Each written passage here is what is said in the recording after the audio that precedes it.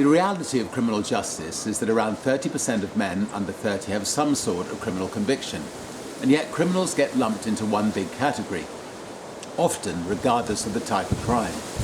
We end up condemning all people with convictions, often forgetting that based on that 30% statistic, these criminals are also almost certainly part of our own circle of friends, family, acquaintances and neighbours. They are people with faces, identities, life stories. Based on the horrific and extreme cases we hear on television, we end up being fearful of all people with convictions, regardless of their offence.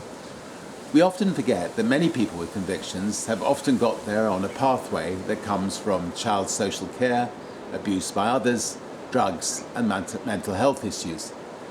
We don't condone crime in any way, but we do believe in second chances. And the best way to give people a second chance, to enable them to rehabilitate and become full and positive members of society, is to provide employment opportunities, or at least not exclude people from jobs solely based on convictions. A job confers self-respect and a stake in society, which provides the incentive to change. In these current difficult economic times, every job attracts so many applicants.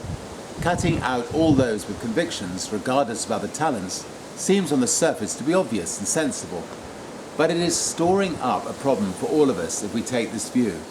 It's going to exclude a whole category of people and condemn them to poverty and an almost impossible route to sustainable rehabilitation.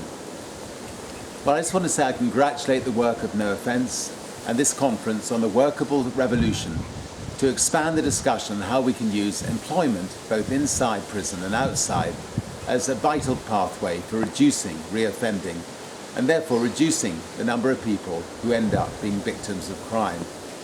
It is a win-win for everybody, and that is something I've always believed in.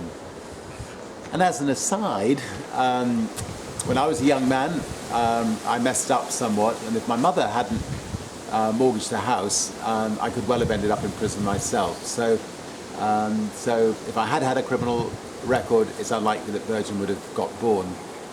So I think I understand this issue quite well personally. Anyway, thanks very much.